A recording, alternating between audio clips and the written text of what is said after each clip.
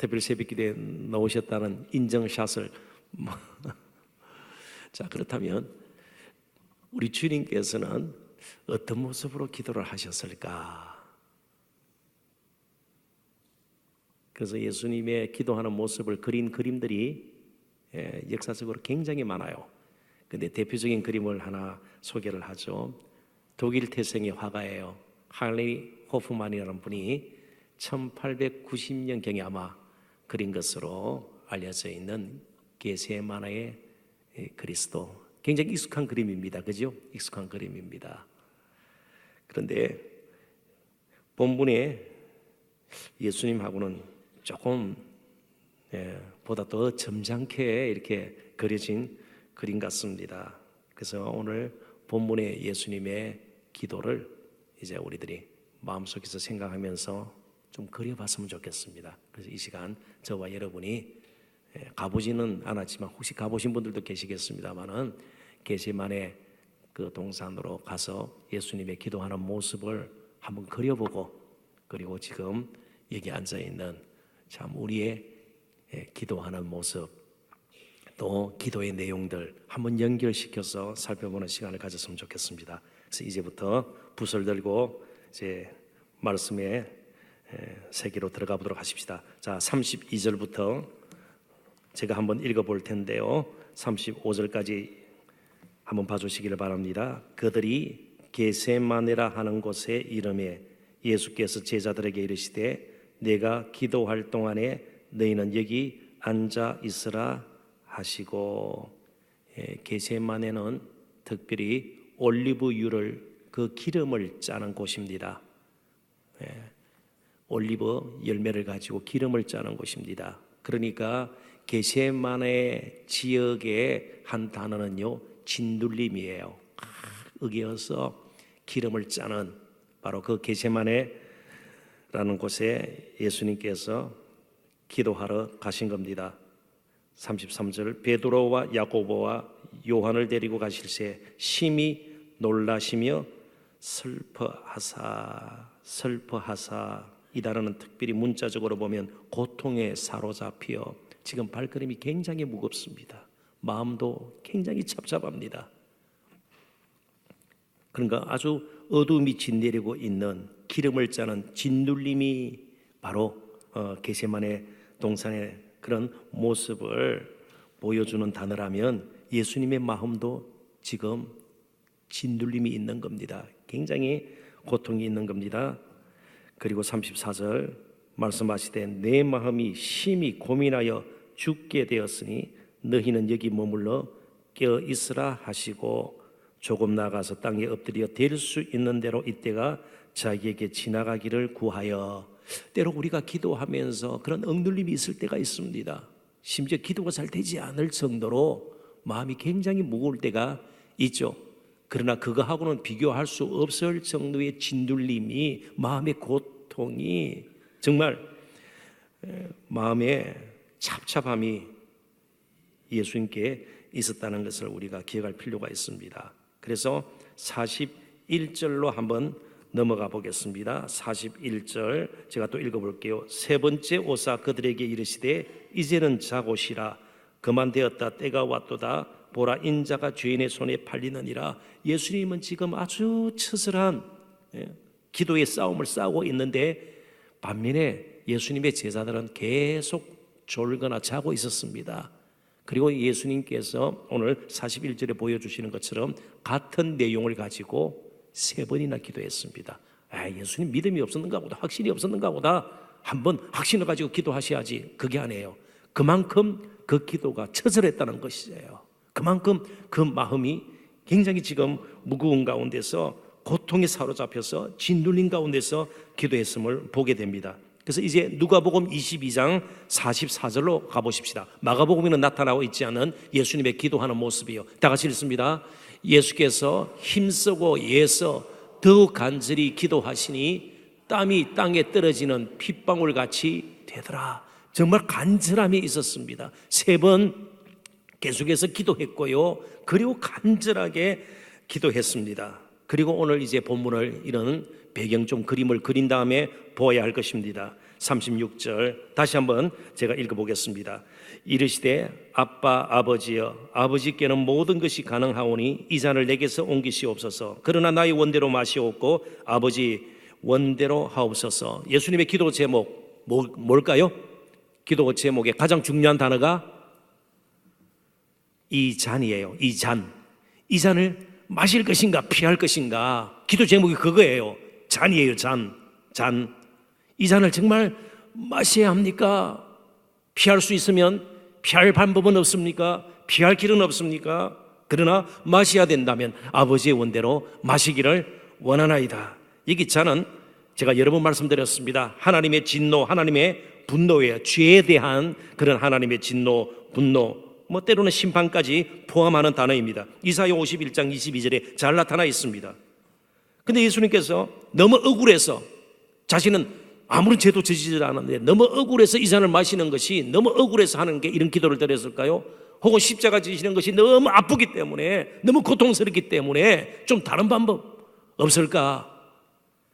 단순히 그런 의미가 아닐 겁니다. 정말 이 잔을 마시지 않고는 다른 길이 없습니까? 왜 예수님께는 이처럼 정말 고민해서 죽게 될 정도로, 땀이 핏방울이 될 정도로, 마음에 심히 짓눌림이 있을 정도로 고통에 정말 젖어서 그렇게 기도할 수밖에 없었던 것이 도대체 이유가 무엇일까 하는 것을 우리가 알아야 됩니다. 예수님께서 지금 가장 두려워하는 것은 삼위 하나님 사이에 온전하고 완벽한 영광과 신뢰와 사랑의 교회에서 멀어지는 거예요. 이게 무슨 것이에요? 단순히 십자가의 육신적 고통이 아닙니다. 한 번도 경험한 적이 없는 참으로 낯선 생소한 그 교제의 단절을 예수님께서는 지금 두려워하고 있는 겁니다. 제가 이런 표현을 쓰면 조금은 지나치다 생각하실지 모르겠지만 용서하고 들으십시오. 이제 제 아내하고 30년 살다 보니까 그냥 같이 있는 것 자체가 편해요. 근데 어떨 때는 늦게 들어오는데 전화가 안 될 때가 있어요. 그럼 괜히 불안하고 막 그래요. 그러면서 어느 생각까지 가는가 하면 이게 어리석은 생각이에요. 그러다가 무슨 사고가 나서 나 먼저 세상을 떠나면 이러면 괜히 막 제가 슬퍼지고요. 웃을 줄 알았어요. 그러면서 그래도 제가 먼저 세상을 떠난 것이 낫겠다 이렇게. 그래서 집에 들어오잖아요. 그러면 왜 늦게 들어왔냐 막 그런 게 아니에요. 너무 보고 싶은 사람처럼 살아왔으니까요. 사람 사이에도 그저 사랑의 감정이 있으면 그래요. 조금 달리 한번 표현해 보십시다. 아버지가 너무 좋은 아버지예요. 아들에게 너무너무 잘해줘요. 근데 자기는 아무것도 잘못한 것이 없고 늘 사랑을 받고 그런데 친구의 잘못을 아버지가 막 혼을 내는 거예요. 누가 잘못했다. 잘못한 것이 없어요. 친구죠. 그러면서 한 번도 아버지가 그러지 않은데 자기를 때리는 거예요. 그럼 어린아이가 굉장히 마음이 한 번도 그런 걸 경험한 적이 없으니까 이것 자체도 사실은 겟세마네 동산에 기도하는 예수님과 하나님의 관계를 우리는 다 설명할 수가 없어요. 그러니까 지금 어떤 면에서는요, 예수님 마음속에 큰 지금 시험이 생긴 겁니다. 자, 어떤 시험일까요? 이걸 우리들이 잘 이해를 해야 돼요. 그래서 마귀가 어떻게 시험을 했는가? 지금 아빠, 아버지요. 그럼 하나님의 아들이에요. 그래서 오늘 설교의 제목도 아들의 기도예요. 성자 예수님께서 성부 하나님께 기도하는 겁니다. 그래서 지금 마태복음에 있는 말씀을 쭉 이제 훑어볼 텐데요. 다 하나님의 아들이라는 표현이 나와요. 그래서 저하고 이제 더듬어 봅니다. 자, 첫 번째로 마태복음 4장 3절 같이 한번 읽어보십시다. 시험하는 자가 예수께 나와서 이르되 내가 만일 하나님의 아들이거든 이 명하여 이 돌로 떡덩이가 되게 하라. 지금 광야에서 예수님께서는 40년 금식으로 기도하시잖아요. 줄이신 가운데 있습니다. 하나님의 아들이면 충분히 그런 능력이 있지 않은가? 이 돌을 떡덩이로 만들 수 있는 능력이 너에게 있다. 좀 만들어 먹어라. 하나님의 아들의 모습을 보여라. 그런 뜻이에요. 이해가 되십니다. 그죠? 자, 한 구절 더 봅니다. 마태복음 4장 6절 또 읽습니다. 이르되 내가 만일 하나님의 아들이거든 뛰어내리라. 기록되었으니 그가 너를 위하여 그의 사자들을 명하시리니 그들이 손으로 너를 받들어 발이 돌에 부딪히지 않게 하리로다 하였느니라. 아멘. 정말 하나님의 아들 영광 자체가 아니냐. 뛰어내리면 천사들이 다 받들고 그럴 영광스러운 분이 아니냐. 하나님의 아들이니까 뛰어내려서 스스로를 드러내 보아라. 하나님의 아들이 이렇게 영광스럽다. 그런 모습을 좀 보여라는 것이죠. 자, 이번에는 제자의 입을 통해서도 하나님의 아들이라는 그런 고백이 나옵니다. 잘 아시는 마태복음 16장 16절 같이 한번 읽어보십시다. 시몬 베드로가 대답하여 이르되 주는 그리스도시요 살아계신 하나님의 아들이시니이다. 예, 정말 하나님의 아들이세요. 그러고 나서 예수님께서 십자가에 못 박히고 고난받을 것을 이야기하니까 베드로가 그럴 수 없습니다. 왜요? 그들이 기대하는 왕은 고난당하고 죽임을 당한 왕이 아니에요. 영광스러운 모습으로 왕관을 쓰고 왕복을 입고 보좌에 앉을 그런 왕이 될 뿐이에요. 절대로 그런 일이 일어났으면 안 됩니다. 하나님의 아들이 죽으면 어떻게 됩니까? 그랬더니 예수님께서 뭐라고 말씀하셨습니까? 21절부터 좀 몇 구절 같이 보도록 하십시다. 마태복음 16장 21절 같이 읽습니다. 이때부터 예수 그리스도께서 자기가 예루살렘에 올라가 장로들과 대제사장들과 서기관들에게 많은 고난을 받고 죽임을 당하고 제3일에 살아나야 할 것을 제자들에게 비로소 나타내시니 베드로가 예수를 붙들고 항변하여 이르되 주여 그리 마옵소서 이 일이 결코 죽게 미치지 아니하리이다. 22절에 저는 아주 그걸로 되어 있습니다.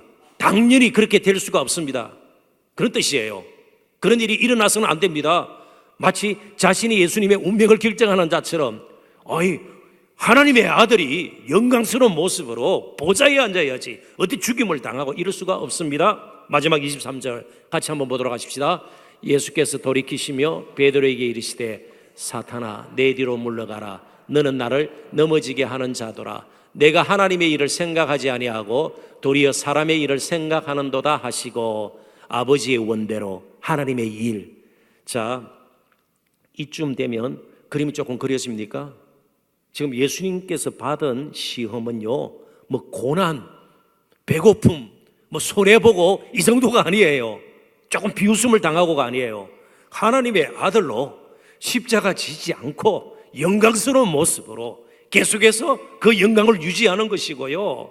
다른 사람에게 하나님의 아들임을 날마다 인정을 받고 다른 사람들이 다 숙이고요. 스스로의 능력으로 충분히 존재할 수 있는 바로 그런 길이 있다는 것을 계속해서 마귀는 제자 입을 통해서도요. 광야에서 직접 시험하면서 이야기하는 거예요. 어느 정도까지 그 일이 계속됐는가? 마지막 마태복음 27장 40절을 봅니다. 다 같이 읽습니다. 이르되 성전을 헐고 사흘에 짓는 자여 내가 만일 하나님의 아들이거든 자기를 구원하고 십자가에 내려오라 하며. 아멘. 마귀의 시험은 뭡니까? 십자가 지지 않고 하나님의 아들이 무슨 십자가를 지느냐? 스스로 영광을 드러내고 능력을 보이고 그 다음에는 마귀가 시험했기 때문에 그 다음 말을 하지 않았습니다. 아담 하와를 시험할 때하고 똑같아요. 유혹할 때하고요. 하나님을 의지할 필요가 없다. 하나님의 뜻대로 너가 그렇게 살 필요가 없다. 하나님의 아들인 너도 하나님이 아니냐? 순종할 필요가 없다. 바로 그 고통, 그 유혹, 그 시험이 지금 예수님께 있는 겁니다. 이해가 되시나요? 십자가에서 얼마나 아플까? 못에 박힐 때 이런 것이 아니다 말이죠. 그건 우리의 생각이에요. 십자가 지지 않는 길도 있는 겁니다. 오늘 우리가 당하는 유혹 대부분 시험들이 뭐예요? 예수님 믿다가 옥에 갇히는 것이에요? 핍박받는 것이에요? 매 맞는 것이에요? 아니요, 안락함이에요. 하나님 의지하지 않고도 잘 살고 돈 모으고 세상 즐기고 여행 다니고 다 그럴 수 있는데 뭐 새벽에 나와서 기도를 하고 무슨 청년 시절에 인생을 하나님 앞에 맡기고 그 어리석은 짓이다.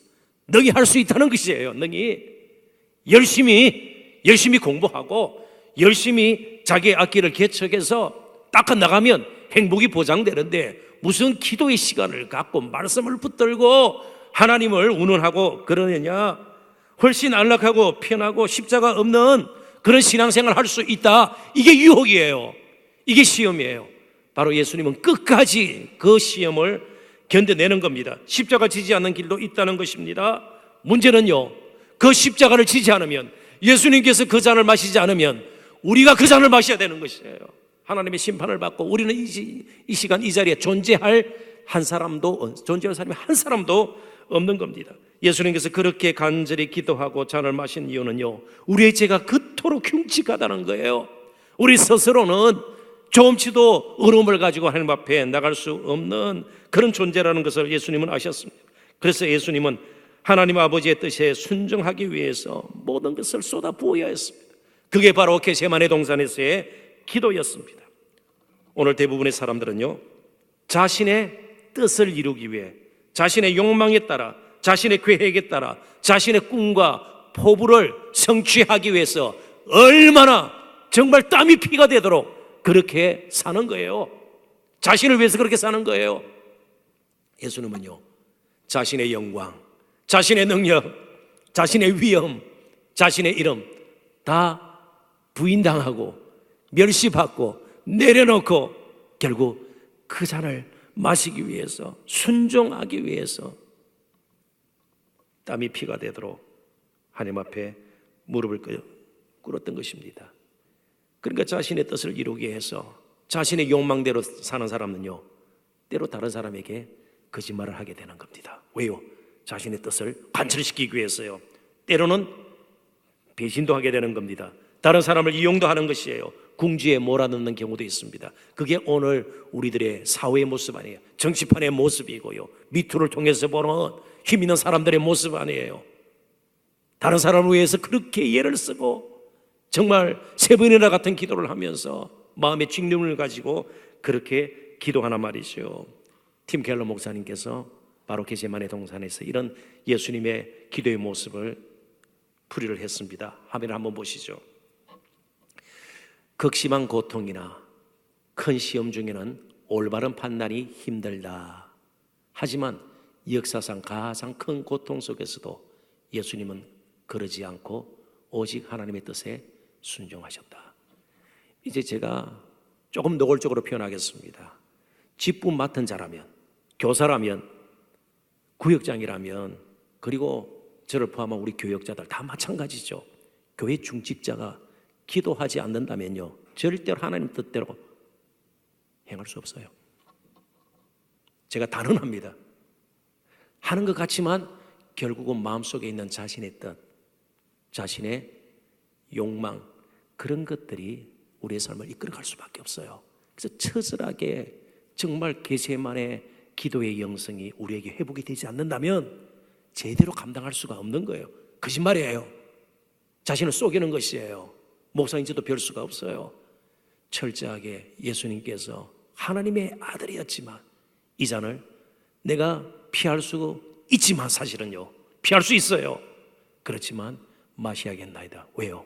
하나님의 뜻이 우리를 사랑하는 것이고 우리를 버리지 않는 것이기 때문에 그렇단 말이죠. 그래서 정신을 차리고 끝까지 이제 3번 기도 후에 때가 되었다 떠나게 되는 겁니다.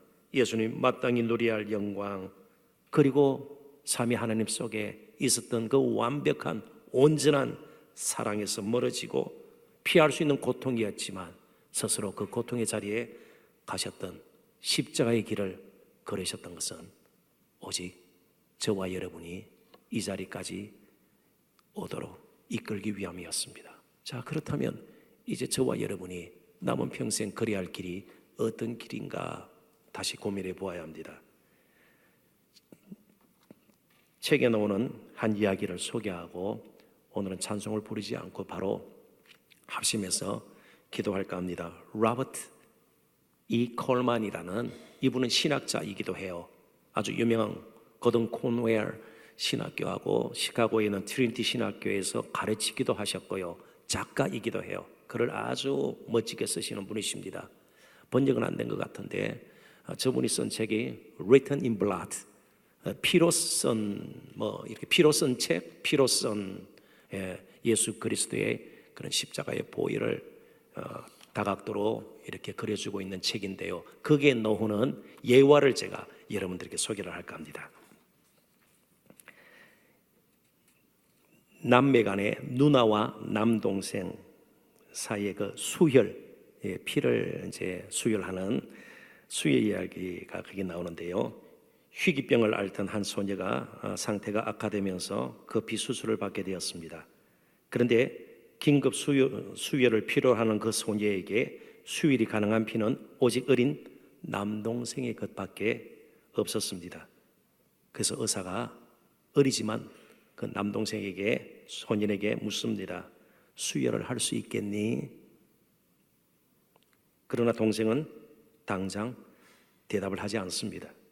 입술이 파르르 떨리고요. 묵은 분위기 속에 잠시 침묵이 흐릅니다. 그리고 마침내 동생이 대답을 합니다. 네, 하겠어요. 그리고 수혈대에 동생이 오릅니다. 이제 누나도 옆에 눕고 동생도 충분히 병실에 그죠? 그런 그림이 떠오르지 않습니까? 옆에 나란히 누워있는 누나와 눈이 마주칩니다. 누나에게 미소를 짓습니다. 수혈 도중 동생이 의사에게 묻습니다. 의사 선생님, 그럼 저는 언제 죽게 되나요? 그 병실에 있던 사람들은 그 소년을 죄하고 그 누구도 수혈하기 때문에 그 소년이 죽을 것이라 생각하지 않았습니다. 그러나 그 소년은 누나의 생명을 살릴 수 있다면 자신의 생명도 기꺼이 내놓기로 작정하고 수혈대에 올랐던 것입니다. 이해가 되시나요? 수혈한다고 사람 죽지 않습니다. 그러나 이 소년은요, 수혈하면 누나는 살리고 자신은 죽는 줄 알았어요. 그래서 바로 대답을 못한 겁니다. 순간이었지만 마음에 예수님이 겪으셨던 그 시험이, 그죠? 선택을 해야 되는, 결정을 해야 되는 그 갈등이 진들림이 있었던 것입니다. 이게 그리스도인의 삶의 모습이에요. 조금은 역설적인 표현입니다. 너무 쉽게 믿으면 열매도 충실치 못합니다. 영향력도 거의 없게 됩니다. 그래서 우리는 의도적으로라도 때로는 겟세마네 동산에 기도하셨던 예수님의 그 기도를 우리의 기도로 삼을 필요가 있습니다. 이 시간 우리 함께 합심해서 기도하고 좀 자유롭게 기도하도록 하겠습니다.